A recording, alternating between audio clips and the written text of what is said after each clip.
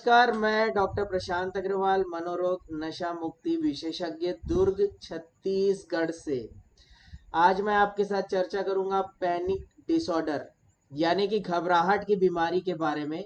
नाम से ही देखिए समझ में आ रहा है कि इंसान को पैनिक होता है, बहुत ज़्यादा घबराहट हो जाती है और ये एक बीमारी का रूप धारण कर लेती है।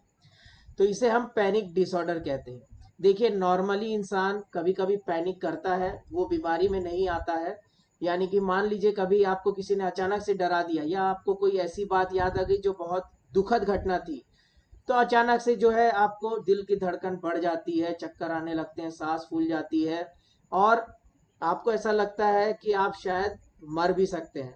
कभी कभार साल में एक बार, कभी महीने 2 महीने में एक आध बार कभी ऐसा होता है, तो वो नॉर्मल है। लेकिन आपको पैनिक अटैक बार बार होने लगे, यानी कि अचानक से बिना किसी कारण के आप अपना काम कर रहे हैं, आप ट्रैवल कर रहे हैं, आप कहीं जा रहे हैं, आप टीवी देख रहे हैं, अचानक से बिना किसी सिचुएशन के अचानक से घबराहट का हमला हो जाना, यानी कि दिल की धड़कन अत्यधिक तेज हो जाना, सांस फूलने लगना, चक्कर आने लगना, पेट में गुड़गुड़ाहट होने लगना और गले में ऐसा लगना कि कुछ फंस गया है क्या, और दिल की धड़कन इतनी ज्यादा तेज हो जाती है, ऐसा लगने लगता है कि भैया मैं अब बचने नहीं वाला, मुझे या तो हार्ट अटैक आ जाएगा या तो मैं संभावित तौर पे अब मर ही जाऊंगा। शरीर पूरा पसीना पसीना हो जाता है, हाथ पैर कांपने लगते हैं और ये करीबन 15 से 20 मिनट तक चलता है। उसके बाद ऑटोमेटिक जो है जो पेशेंट है उनको थोड़ा अच्छा महसूस होने लगता है और वो ठीक हो जाते हैं। लेकिन ये दिन प्रतिदिन हर 2 दिन में या हर एक दिन में ये ऐसा होने लगता है।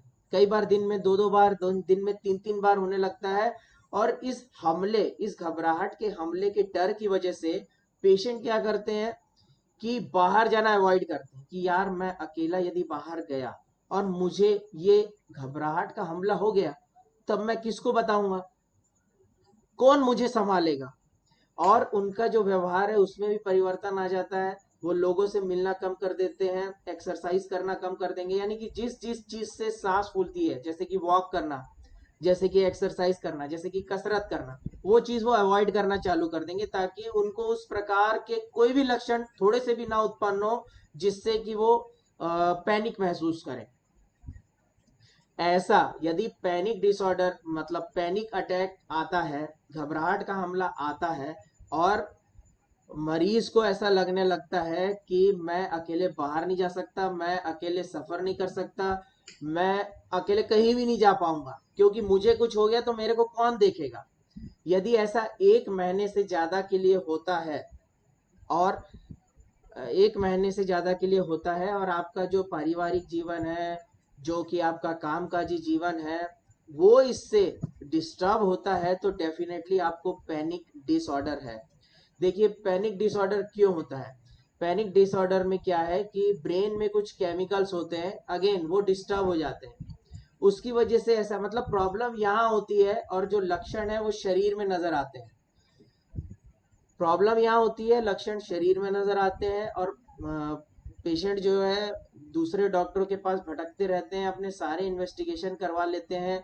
उनका ईसीजी नॉर्मल आता है, उनका एक्सरे नॉर्मल आता है, उनका थायराइड प्रोफाइल नॉर्मल आता है, उनका ब्लड शुगर नॉर्मल आता है, वो किसी प्रकार का कोई नशा व्यसन भी नहीं करते हैं, तो डेफिनेटली उनको पैनिक डिसऑर्डर की समस्या है और उसका इलाज उनको अपने घर के पास, अपनी जगह के पास जो भी मनोचिकित्सक है उससे आवश्यक तौर पर करवाना चाहिए।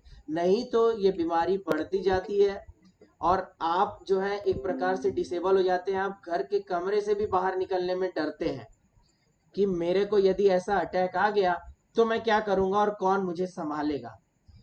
तो बहुत सी मेडिसिन है, काउंसलिंग है।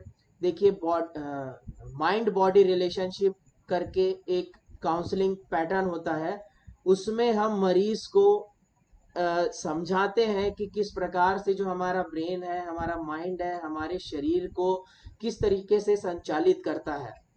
और वो माइंड में जब कुछ डिस्टरबेंस होता है उसकी वजह से शरीर में पैनिक डिसऑर्डर के लक्षण आने लगते हैं। तो जब भी कभी आपको पैनिक अटैक होता है तो आपको घबराना नहीं है, आपको घबराना नहीं है, अपने आप को समझाना है कि भाई मेरे जो माइंड में, मेरे जो ब्रेन में थोड़े से केमिकल डिस्टरबेंस की वजह से इस तरीके का पैनिक अटैक हो रहा है, मैं कुछ देर में ऑटोमेटिक ठीक हो जाऊंगा। और गहरी गहरी धीमी धीमी सांस लेनी है, गहरी गहरी धीमी धीमी सांस लेनी है। तो माइंड बॉडी रिलेशनशिप हम पेशेंट को समझाते हैं, और कुछ बहुत अच्छी मेडिसिन हैं जिससे कि पैनिक डिसऑर्डर जो है वो पूरी तरीके से 100% कंट्रोल में आ जाता है। तो उम्मीद करता हूँ कि पैनिक डिसऑर्डर और घबराहट की बीमारी के बारे में जो मैंने आपको बताया वो आपको अच्छा लगा होगा। धन्यवाद।